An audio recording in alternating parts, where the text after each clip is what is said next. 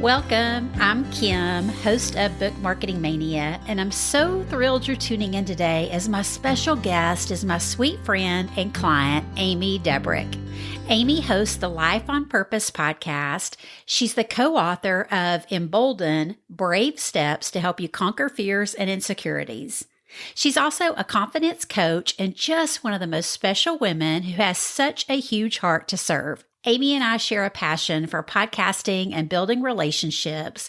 And when we met last year in person at the Spark Christian Podcasters Conference, it was such a joy to get to know her better and see how she puts her faith and family first with her two beautiful daughters traveling with her, one of which is her co-author. How cool is that? Amy invited me to guest on her Life on Purpose podcast to serve her listeners and share about podcasting breaks, and I'll put the link in the show notes for you. And now she's here to serve y'all, as I know many of you have fears around getting behind the mic as a host or a guest, or taking the steps to grow your show as a podcast guest, or inviting guests onto your own show. Or maybe that's just me. Amy's sharing 4 ways to overcome your podcasting fears, how podcasting as a host and guest has helped her build relationships, which have turned into some really cool collaborations with benefits that far exceeded marketing her book. You are in for a treat today, so let's get to it. Hey, Amy, welcome to Book Marketing Mania. I'm so thrilled you're here today to serve my listeners. Hey, Kim, I am thrilled to be here. Of course, we've been chatting for way too long before hitting record here because of all the things, in addition to your marketing mania strategies that are just, priceless. We have so many other ways that we connect outside of that. But so it's a thrill to be here. Yeah, so fun. I wanted to just dive in, Amy, as a confidence coach and someone that has been podcasting, both as a host and a guest for a while. I would love for you just to kind of talk through some ways that our listeners can kind of overcome fears that, I know I still face them, and you probably do too, of just, getting behind the mic as a host or a guest. Just how can you overcome those fears and just really embrace that, God's given you a message to share?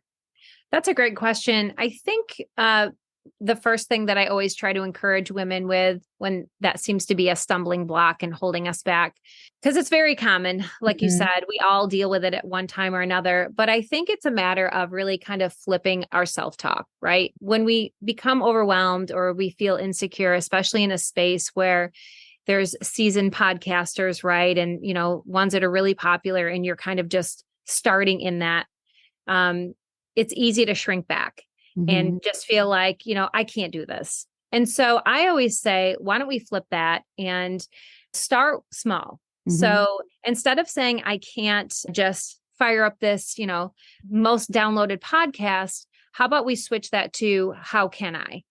So, and I think it's really important to start from the beginning. So how can I maybe establish some relationships with current podcasters that I actually like, that I listen to, or, and you're doing this all the time, Kim, picking people that actually, where you find like either you like the content or the length of their podcast, something that's drawing you in. How can you glean from that person? So maybe start networking first, reaching out, asking some questions. How can you do that? Well, that's simple. Like I said, you can just maybe message them on IG. You can hire somebody like you to actually get those connections flowing. Once you start doing that, then all of a sudden the process doesn't become so daunting. And then little by little, that confidence builds. And next thing you know, it's how can I, get the right mic? And again, maybe it's just a matter of networking, asking what's worked for you. What do you like about it? What don't you like about this mic?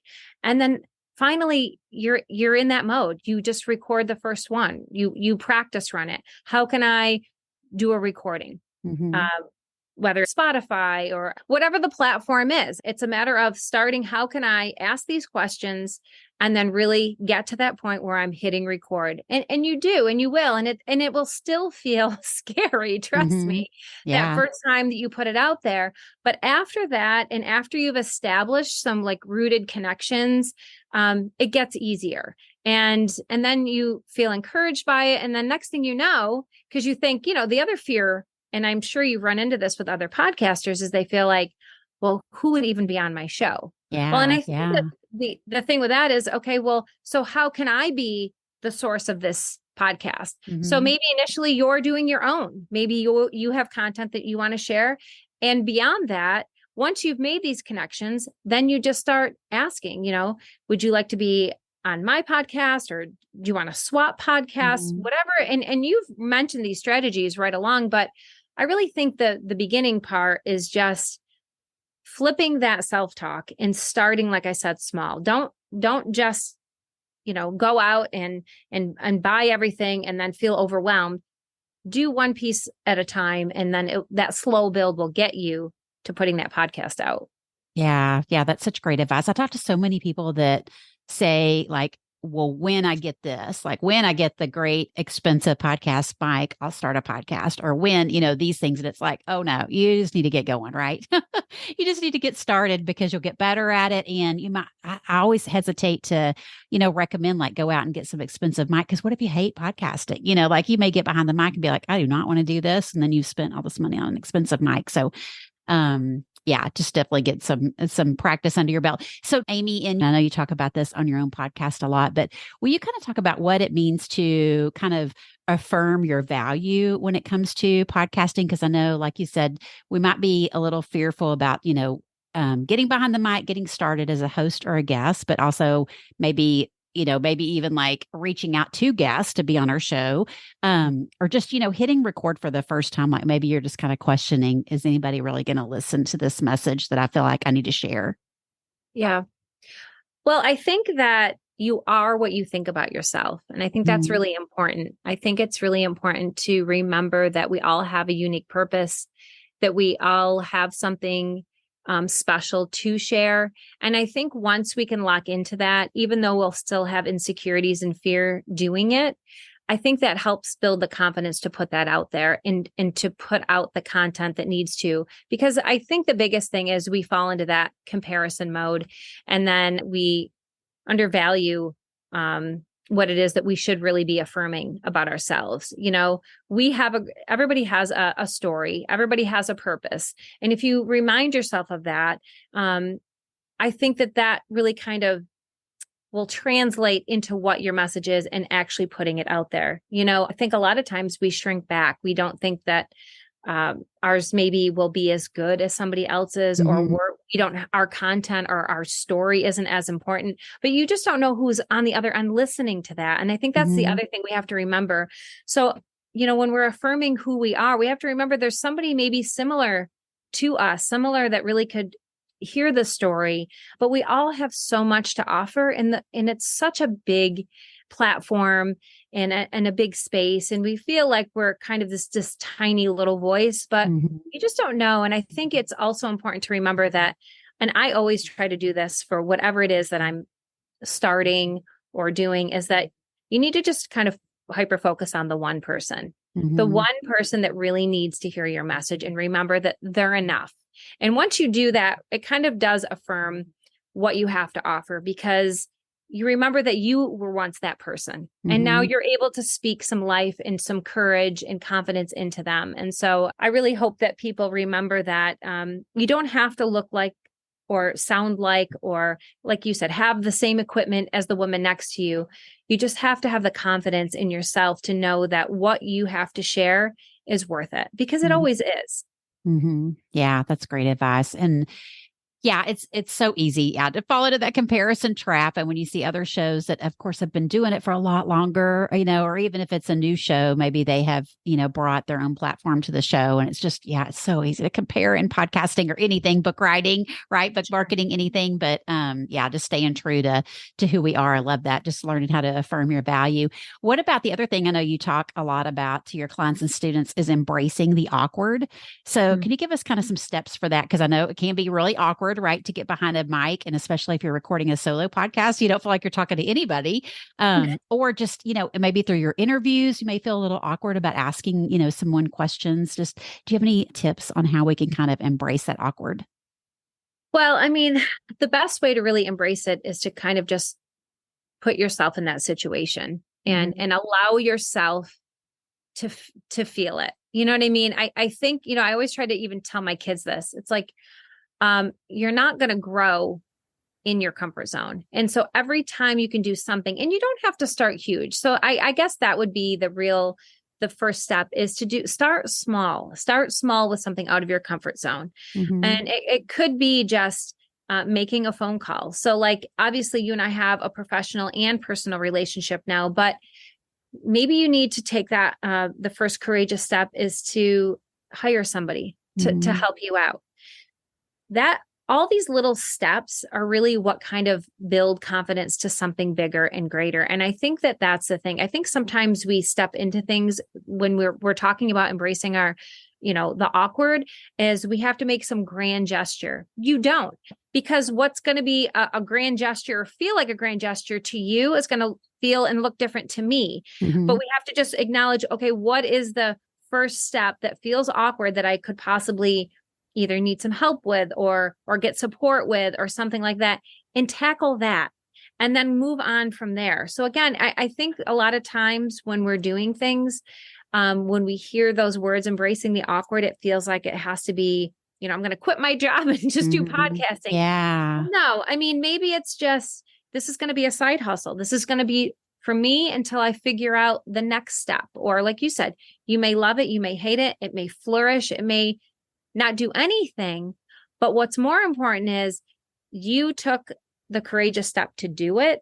Mm-hmm. And that's going to help you for the next thing, the next building step for whatever that looks like in your life. And it might not even have to do with something professional, might not have to do with writing or podcasting or speaking. It may be something entirely different. But the more times we embrace the awkward, I think that people don't realize how it affects your whole life in every single way. Mm-hmm. Yeah, so true. And I know something else that you talk about along those same lines of, affirm your value, embrace the awkward. And then something else you're a big advocate for is just, acknowledging small wins. Mm-hmm. So can you give us some tips on just making sure we do take the time to kind of stop along the way and acknowledge those small wins that we're taking in podcasting? Yeah. And I mean, honestly, like I said, with the other stuff, a small win might look different from the woman next to you. And so that's why I always say it's important to acknowledge it. Maybe a small win for you today is after hearing this interview, you start going through on social media podcasts that you actually like, or authors that you like, that you maybe would like to have on a podcast someday, or whatever it is. And that's your small win. And say, gosh, I made this list. This is what I did today, or, a couple of days or whatever. That was my goal. And I did it. And now maybe it's reaching out and having this, email that you're creating that you want to send out to these people, and you're doing that. And that's a small win because it's something that you didn't do yesterday, or something that you hadn't had done, but it's working toward a greater goal. And so every time we're making those steps, that's actually a small win. It doesn't have to be, it's not a win until I get a successful podcast and, this high level speaker on there, or high level author, or whatever the case is. The win is every time you're committed and following through with whatever the goal is. And it's not always has to be, look like some big success story. The success is the fact that you're doing it and completing it, and you're making those brave steps consistently. Mm-hmm. Yeah. Oh gosh. Yeah. Just keep moving forward consistently and being brave at what you do, because you have affirmed your value. I love these three, affirm your value, embrace the awkward, and acknowledge small wins. So let's talk about how you've done that, Amy, with Life on Purpose. Can you talk about how you have, embraced podcasting? Because I know you've done it for, I don't know how many, you probably know off the top of your head how many episodes. You've been at it for a while. How that's helped you, build your audience and market your book or your coaching services. Yeah. Well, I mean, podcasting, honestly, is something every once in a while. And I think every podcaster I've talked to, they get to a point and they're like, should I still be podcasting? And the reason we don't give it up, I will tell you this, is because it is so life-giving. The relationship building, the connection, there's nothing like it. And I think, I've contributed to a lot of different magazines and, written for Darling and done a few other things, and speaking, that's obviously more of an in-person, but podcasting, I feel like you have this relationship with people. You get to know a little bit deeper level of their story. Speaking, it's just your story being shared, but podcasting, there's something different about it. There's a different exchange. And even when I'm interviewing somebody, I feel like both people are winning. And the same is true for like when they're interviewing me, it's like, I'm always left with, gosh, there's such an incredible story. That's just an amazing, and there's always growth there because you're learning every single time you're speaking with somebody. And it's just something that I have found so life-giving that it's been really a huge impact, I think, in all my other ministries. And especially with Life on Purpose, letting it grow. You and I have talked about, now I'm starting to do retreats. I would have never even considered that before. And I think it's because now I've just developed these relationships with women through these interviews where I feel like I know a part of their more personal story.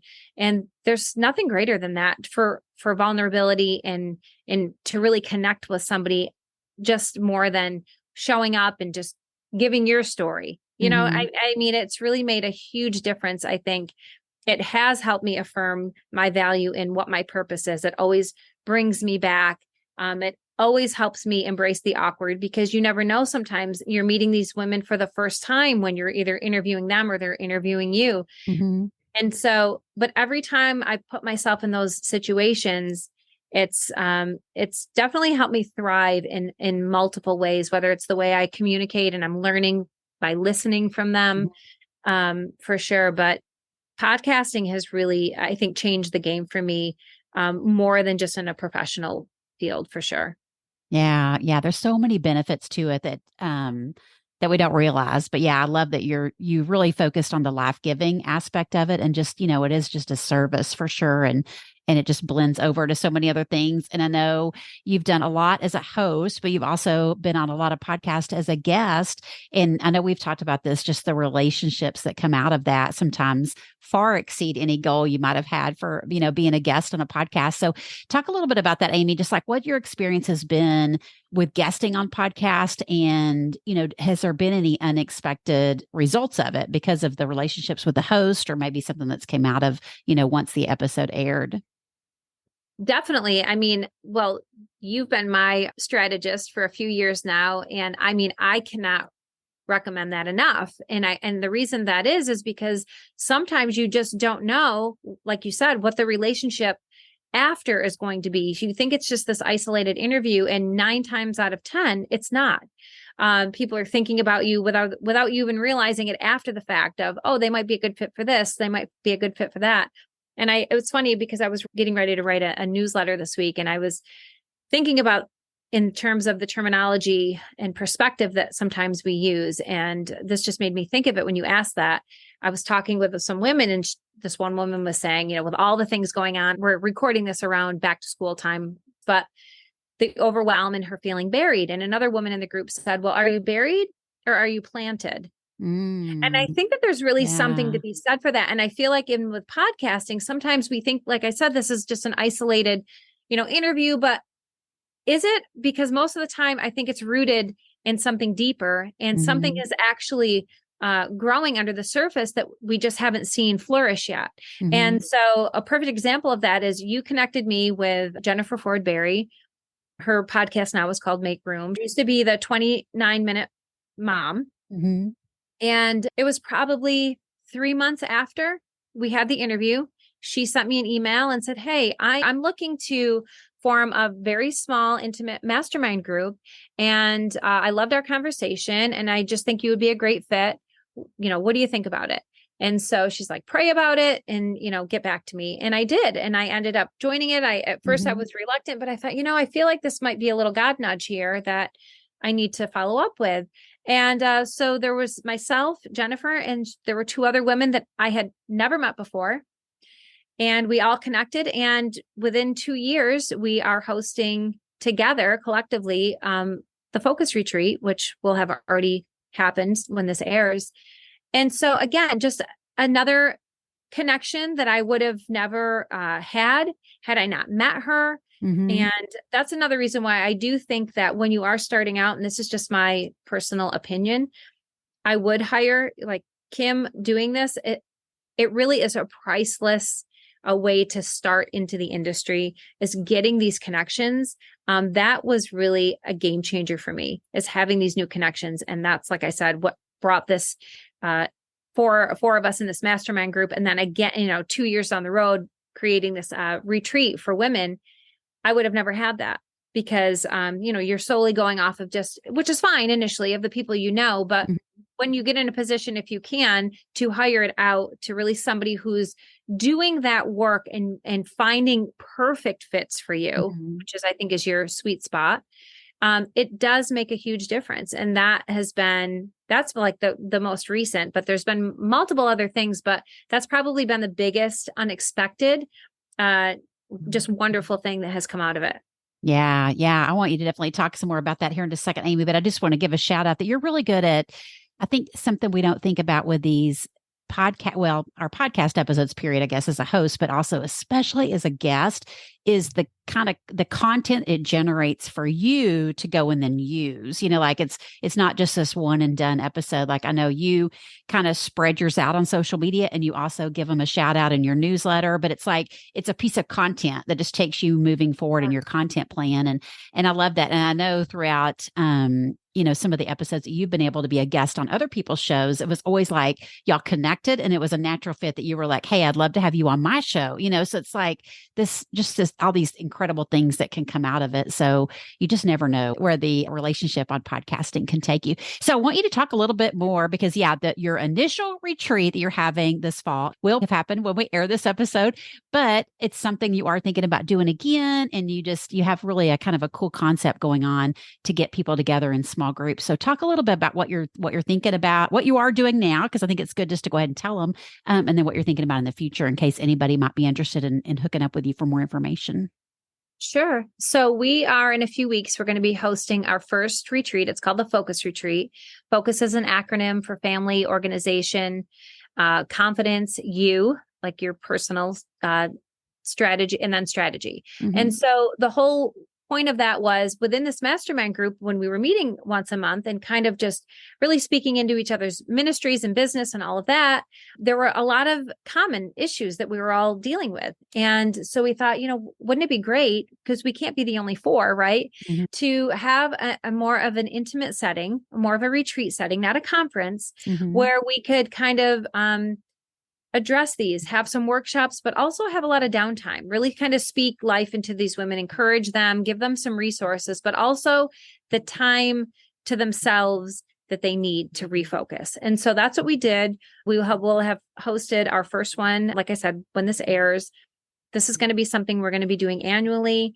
And so what I decided to do with Life on Purpose to kind of expand it with offering that space for women in their own ministries. So although this one is collectively with the four of us, it's Jennifer Ford Berry, myself, Lori Beth Aldridge, and Becky Kopinski. This would be an opportunity for anybody looking to connect with their group of like-minded women. And, either me coming in as speaking confidence and giving them some tools and resources at the event itself, or if they want to just have their own people and do something like that. So the goal really is more of a more intimate setting. It's more of a laid back setting, still getting, packed full with resources and leaving energized and all of that great stuff, but not necessarily just like one workshop to the next where it's like full days or scheduled in and all of that. So we're really excited. I'm really excited about that. I think it's going to be, from what we've heard from women, I think that the conferences are amazing, right? I've been to multiple conferences. You and I have connected at a conference.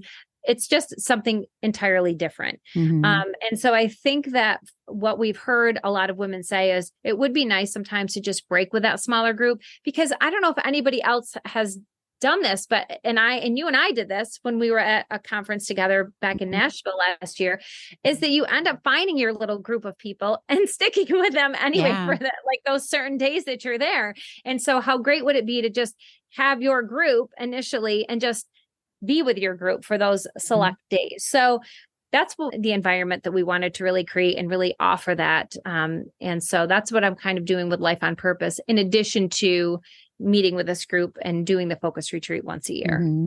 Yeah, yeah, that's amazing. And this is in Kentucky, Amy's retreat, Yes. right? Retreat location on the lake in Kentucky. So it sounds amazing. I can't wait to go check it out myself. And I love that, because I know I love conferences too, Amy. And I know like some of the really big ones I've been to, I always felt like at the end, it was like you're so exhausted, Yeah. but yet you want to try to figure out how to apply what you've learned, and so we always used to joke about, we would go to the big conference like in North Carolina, and it was like, we always said, like next year we're going to tack on a little beach trip at the end of it to just go relax for a couple of days and unwind and then bounce ideas off of each other. And I love that this would be a perfect way to do that. It doesn't have to be tacked onto a conference, but it's like, you go to all these conferences, even on these online summits, if you don't travel or whatever, you're just constantly bombarded with so much content and so much ideas. And it's so nice to just kind of slow down and be able to, if you want to bounce ideas off of each other, or if you do just truly want to just chill out, it could be either one at your retreat. So yeah, I'm so excited to see how God uses that for sure.